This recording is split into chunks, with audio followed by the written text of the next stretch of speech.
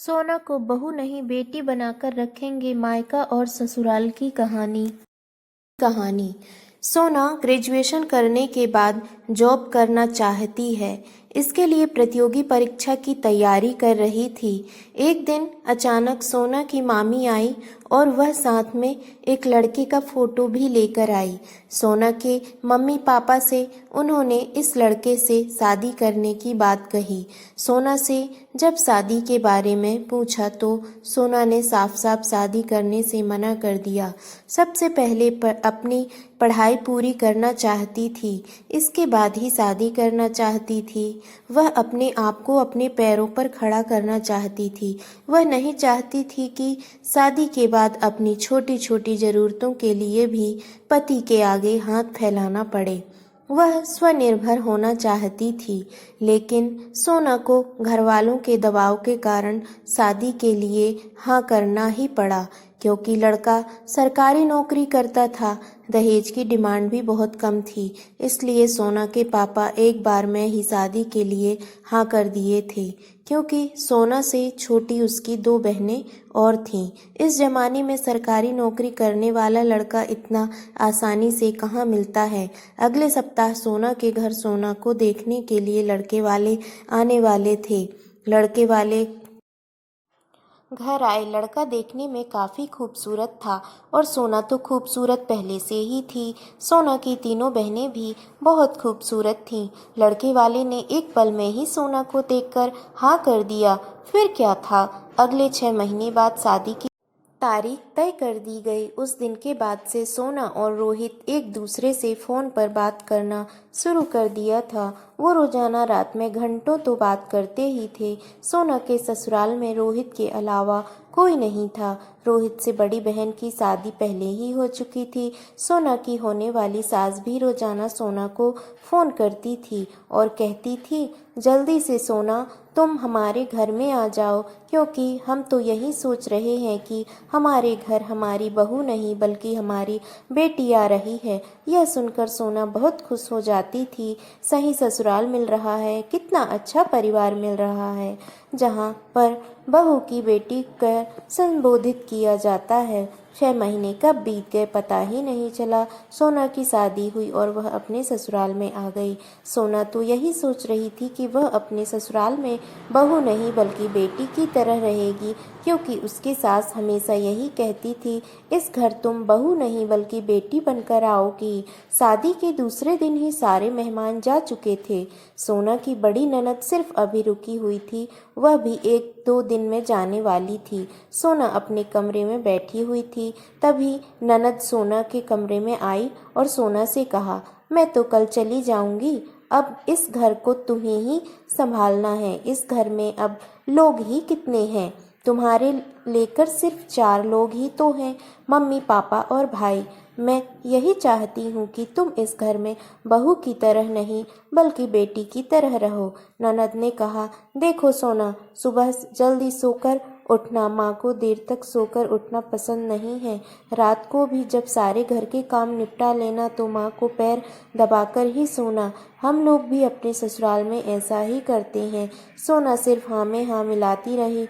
सोना अपने ससुराल में हर वो चीज़ करती थी जो उसके माँ ने कहा था या उसके ननद कहकर गई। वह सब कुछ करती ताकि वह बहू से बेटी बन सके। अपने मायके में तो उसने कभी चाय भी नहीं बनाई थी, लेकिन यहाँ वह सब कुछ करती थी। शादी के कुछ दिनों बाद ही उसके पति रोहित का दूसरे शहर में ट्रांसफ़र हो गया तो वह वहीं जाकर रहने लगा। लेकिन कहा जाता है ना, ससुराल हमेशा ससुराल ही होता है, वह कभी मायका बन नहीं सकता। वही अब सोना के साथ होना शुरू हो गया था। रोहित को वहां से जाते ही अब सोना की सास सोना के हर काम में कोई न कोई कमी निकाल ही लेती थी। हर बात पर यही कहती थी, तुमने मायके में कुछ सीखा नहीं है क्या? एक माँ का फर्ज होता है कि अपनी बेटी को शादी करने से पहले उसे घर पर ऐसे ही भेज के सारे काम सिर कर दिया। सोना को ऐसे लगता था कि वह अपने ससुराल में नहीं बल्कि वह एक जेल में है।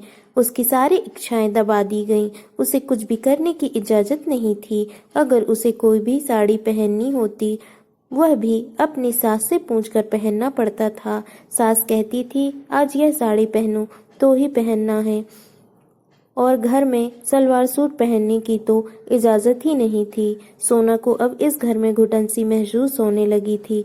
मन ही मन सोचती थी क्या कोई अपनी बेटी के साथ ऐसा करता है। वह इस चीज को स्वीकार कर चुकी थी। सच में कभी भी कोई बहू बेटी नहीं बन सकती। सोना को कभी कुछ खाने को मन करता तो सोना की सास यही कहकर मना कर देती थी कि वहाँ हमारा बेटा सूखा पका खा रहा है और तुम यहाँ सब खाओगी। जब रोहित यहाँ पर आएगा उसी दिन बनेगा। रोहित से जब फोन पर बात होती तो वह यहाँ की सारी बातें रोहित को बताती, लेकिन रोहित भी सोना की बातों को सिर्फ सुनता था। उसके बाद सिर्फ हूँ करके बातों को टाल देता था। सोना की शादी के 6 महीने से भी ज्यादा हो गए। सोना को अब बिल्कुल ही ससुराल में मन नहीं लग रहा था। उसने सोचा कुछ दिनों के लिए मायके में चली जाएगी। उसने अपनी माँ से भी कहा माँ कुछ दिनों के लिए अपने पास बुला लो। जब सोना की माँ ने सोना के सास को फोन किया तो सोना के सास ने सोना को भेजने से साफ मना कर दिया। उन्होंने कहा बहन जी अब सोना को तो यहीं रहना है और पूरी जिंदगी तो आपके पास ही रही है, चली जाएगी मायके। अभी 6 महीने ही तो हुए हैं। सोना ने मन बना लिया था अब वह यहाँ नहीं रहेगी। उसने अपने पति रोहित से कह दिया था कि रोहित अगले सप्ताह जब तुम यहाँ आओगे तो मैं तुम्हारे साथ ही तुम जहाँ रहते हो वहीं रहूंगी, क्योंकि मेरी शादी तुम्हारे साथ हुई है। आपके साथ रहने का मुझे पूरा अधिकार है। रोहित अपनी माँ के आगे बिल्कुल ही शांत रहता था। उसके आगे उसकी एक भी नहीं चलती थी, लेकिन सोना के दबाव के कारण उसने अपनी माँ से सोना को अपने साथ रहने के बारे में पूछा। रोहित ने कहा कि माँ मुझे वहाँ खाना बनाने में बहुत दिक्कत है और मैं बाहर का खाना खाते खाते भी थक चुका हूँ, जिससे मेरी सेहत भी खराब हो रही है। सोना के सास सोना को अपने पति के साथ जाने के लिए मना नहीं कर सकी। सोना अब अपने पति के साथ रहने लगी थी। सोना कुछ दिनों के बाद ही माँ बनने वाली थी। इसकी खबर सोना ने अपनी माँ को दिया। यह सुनकर रोहित की माँ बिल्कुल ही खुश नहीं हुई। रोहित ने कहा माँ अब सोना से कुछ हो नहीं पाता है। मैं चाहता हूँ कि तुम और पापा दोनों लोग यहीं पर आ जाएं, इससे सोना को भी देखभाल हो जाएगी। इतना सुनते ही सोना की सास रोहित पर भड़क गई। उसने कहा सोना हमारे साथ थी तो तुम जल्दी से उसे अपने साथ ले गए।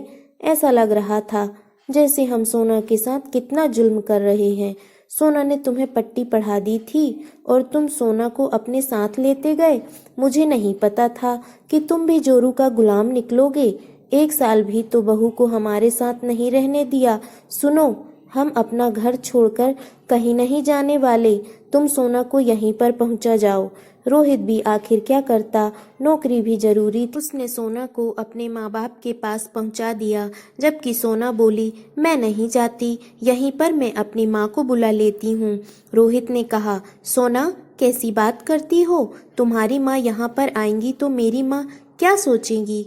सोना ने कहा तो फिर मुझे ही मेरे मायके पहुँचा दो। रोहित ने कहा ऐसा नहीं हो सकता, कुछ दिनों की बात है, तुम मम्मी पापा के पास चले जाओ। सोना अपने सास ससुर के पास आ तो गई थी। उसे लगा था कि सास उसकी सेवा करेंगी, लेकिन यहाँ सास खुद ही अपनी बीमारी का बहाना बनाकर दिन भर बेड पर लेटी हुई रहती थी, ताकि सोना देखकर अपनी सास से कुछ भी ना कहे। जब वह रोहित से कुछ भी कहती, रोहित कहता बस कुछ दिनों की बात है, बस निकाल लो। एक दिन सोना कपड़ा धोकर सुखाने के लिए छत पर जा रही थी। सीढ़ियों से पैर फिसला और सोना नीचे गिर गई। तुरंत सोना को पास के हॉस्पिटल में भर्ती किया गया। जांच के बाद पता चला कि सोना का मिसकैरेज हो चुका है। रोहित भी 2-3 घंटे में हॉस्पिटल पहुंच चुका था। सोना ने अपनी माँ को देखभाल करने के लिए अपने पास ही बुला लिया। सोना को अपने सास से नफरत सी हो गई थी। वह सोचती थी कि शादी से पहले कितनी अच्छी बातें करती थी कि तुम इस घर में बहू नहीं बल्कि बेटी बनकर आ रही हो, और यहाँ आने के बाद बेटी का फर्ज तो नहीं निभाया, कम से कम बहू का सुख ही दे देती। सोना का मिसकैरेज की वजह से डिप्रेशन में चली गई थी। डिप्रेशन दूर करने के लिए रोहित ने सोना को LLB की तैयारी करने के लिए कहा। सोना को भी लगा कि खाली बैठने से अच्छा है LLB की तैयारी कर लेते हैं और उसने कुछ सालों बाद LLB की डिग्री लेकर उसी शहर में प्रैक्टिस करना शुरू कर दिया था। दोस्तों, अगर ये कहानी आपको अच्छी लगी हो तो प्लीज़ लाइक कीजिए और सब्सक्राइब कीजिए मेरे चैनल को। Thank you for watching.